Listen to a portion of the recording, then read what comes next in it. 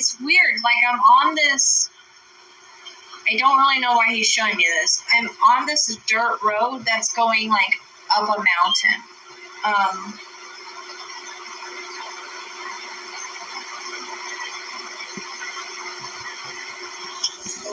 I want him to kind of, well, he did kind of already show us who and what happened, so I guess we are just focusing on location. So in the first and second video, he did show us who, and he did show us what he showed me happened.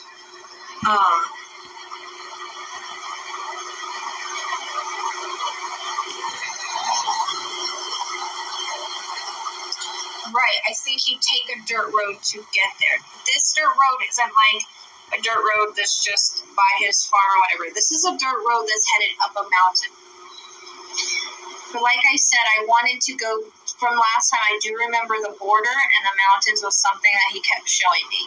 So what I kept seeing was he kept showing me him like up against like rocky area.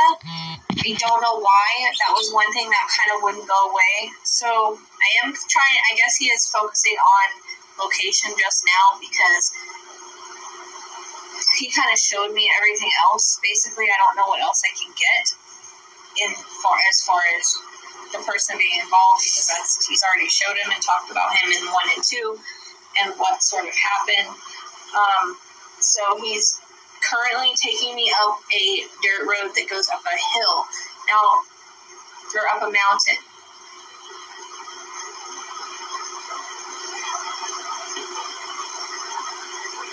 Okay, this is weird. Alright, so I'm going to have to draw this. I think he's in between 2 borders. Okay, so this is what I keep seeing. This line border and this line border. And I'll show you guys on camera. And then there's mountains here. And gypsum. I know that there's gypsum. I know there's gypsum sand on the way, but I don't know if there's gypsum in this mountain area. But, so, this is the, hi Lisa. So, okay, so this is the, I believe, Nevada border, and this is the Idaho border, I think. And then he's showing me the mountains. So I think this location between the 2 borders, like he's up here somewhere between these 2 borders. Because what he showed me these as dotted lines. Now, I've learned from my symbols with spirit, when they show me a line, it's usually a state line or a county line or something of that nature. I still think he's in Utah, but I think he's like, there's these 2 borders, and he would be in the mountains around there. So we have the sun, which is 7 degrees Gemini, which is about communication, information, twins, 2 or more people, double life. I don't know. I don't want to guess on that. So this line rules the perpetrator as well as the victim's life, vitality, and sometimes the body. So this is probably more than likely where it happened at, around here somewhere, if I'm understanding correctly. So we have the ascendant line, which is 17 degrees Gemini. Again, communication, information, intelligence. This line would be like, this is important to the victim. So this line is important to the victim.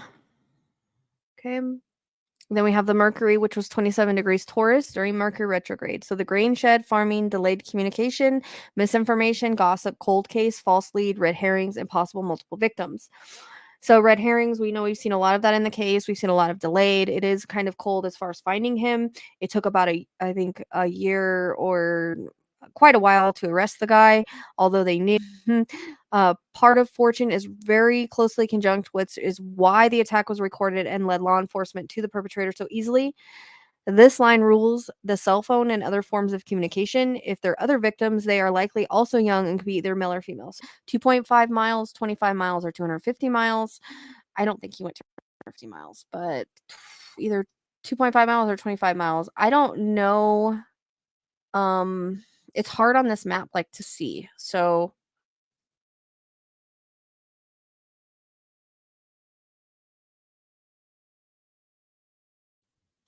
All right, I'm having issues. So, anyways, I want to make a really quick short validation video for Dylan Rowan's forensic astrology. We just didn't extend the lines far enough, but when I made the video, I said they could be extended. If I would have remembered that I made a map 2 years ago on the, I think it was like video 3, Dylan's mapping, we would have went that way, but I did not remember. Like, I worked so many cases and things, like I didn't have time to go back over everything. So there was a literal map that I had from the exact location. So yeah, if I would have remembered, I would have looked more in that direction and paid more attention to those lines, because we're trying to use the forensic astrology and the readings together. But I want to put this together to show you how accurate the forensic astrology was for Dylan Rounds once you extended those lines. And the hard thing is with forensic astrology is what line do you want to follow, because it's going to be different in every case. Most of the time it's the Saturn line. Sometimes, as I said in the reading, in the original video, the sun in this instance can represent bodies. Our ascendant represents the victim, but most of the time in adults, not really kids, but it's really places that they knew or were familiar with. So what's interesting is we have his ascendant that goes directly to where he was found. We have the sun and the Mercury on either side of it. So those were the ones we should have followed in this. And if I would have remembered about my damn map, I would have pointed in that direction. So that's my bad for not going back on the readings, but everything was there anyways. So that's the problem, is like nobody was going to listen to me. It was supposed to work out the way it was meant to anyways. So, you know, so I just wanted to show you guys this because it's pretty awesome. It validates. So when I'm preaching about forensic astrology and how accurate it is and why I trust it so much is because our astrology never changes. Our astrology is always right. It's just how we perceive it. As long as the crime chart is right, the information is right, the person doing it knows what they're doing, and it doesn't change. It's actually more accurate than psychic readings. But when you put the two together, it's something that it's a good tool to use. So 1 second, let me do. I was actually in the middle of cleaning and I decided I wanted to show you guys this. So all right, let me go here. All right, so as you can see, we have the ascendant line going right there. And I do think in the readings I did get the border. I did get a reference to Jim's property. And right there. So this is the sun, which was stated in the reading that it is communication, information, twins, two more people, double life, people who look similar. So the fact that he kind of took people there, that's communication. There might be pings and whatnot. Also, again, sometimes a victim's body vitality, and the victim's life. So depending on exactly where he was, because I don't know, I know he was Tunnel Springs Road, but depending on exactly where he was, I'm not sure. This is close enough. I mean, I'll try to type that in and see if I can find it. This is his ascendant line. So this is important to the victim. And then his Mercury goes the other way. Or actually, that's the Uranus. So the Uranus line, unexpected events, family farm, technology, electronics, electrical towers, power plants, nuclear energy. So I'd be curious if there's not power plants over here. It is closely conjunct to the moon, indicating the grandmother's phone call.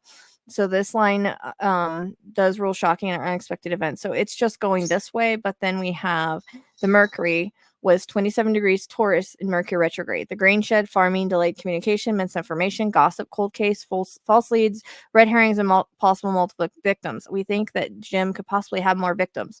Part of fortune is very closely conjunct, which is why the attack was recorded and led to law enforcement to the perpetrator so easily. This also rules the cell phone and other forms of communication. If there are other victims, they are likely to also be young, either male or female. So these two lines are the closest ones. The ascendant, 17 degrees Gemini. There's a lot of Gemini in his chart because that's all communication as well. So we're going to type in. So the Tunnel Springs Road actually does go into the mountains. Just something that I also got. And I will go through and make a more thorough validation video for you. But it also comes this way, and I'm going to show you the ascendant line goes right through it. So if he was found right here, or if he was found not really in the mountains, we don't really know. I think he might have been found off this road somewhere. Look at that. The ascendant line goes right through it. So if I would have remembered my map and we would have focused this way, we would have had the location directly. So I just wanted to show you that, guys, this to show you exactly how accurate that forensic astrology can be. I think it's important for people to understand that. So whenever I am forcing the forensic astrology, this is the reason for it. It's because our astrology, we can't change it. And if I say there's something in the chart because I'm being told that there's water involved or whatever that may be, it's for a reason. But look at this. I mean, the ascendant line goes directly through the Tunnel Springs Road area, more than likely where he was found, if I had to guess. So, and look, here is the Tunnel Spring number 1. So that is a creek that did come in the reading as well. Because I did have a dream about it, and I was always taken over to the border. I'm sure he had interconnects come in his case as well, but Dylan was always very forthcoming. So, this would be a place where there's water at some points that come in the reading. I remember a dirt road, so there's more stuff in his reading that's validated. But there you go. There you have it, the ascendant line right through where he was found.